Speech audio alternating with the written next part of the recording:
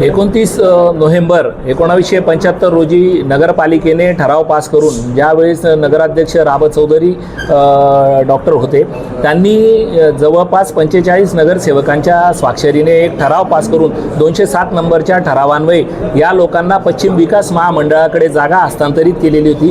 पश्चिम विकास महामंडळाच्या मध्यस्थीने आणि नगरपालिका आणि स्टेट बँक ऑफ इंडियाच्या तिघांच्या संयुक्त विद्यमाने सुशिक्षित बेरोजगारांसाठी यांना उपजीविकेचे साधन म्हणून ते गाळे उपलब्ध करून देण्यात आलेले होते. परंतु आता सावतामाळी मार्केटच्या नावाने या गाळेधारकांना यांच्या उपजीविकेपासून उद्ध्वस्त करण्याची प्रक्रिया आपल्याकडे महानगरपालिकेने सुरू केलेली आहे बेकायदेशीरपणे.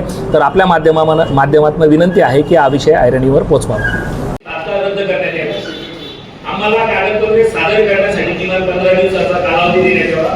कोणतीही तोडफोड जबरदस्तीची कारवाई करण्यात येऊ नये. आवश्यक असल्यास वैयक्तिक सुनावणी घेण्यात यावी अशी आम्ही त्यांना नोटीस पण पाठवतोय. या नोटीस आणि ते मुद्दे पण घेतले की स्वाक्षरी किंवा प्रभावी किंवा काय अशा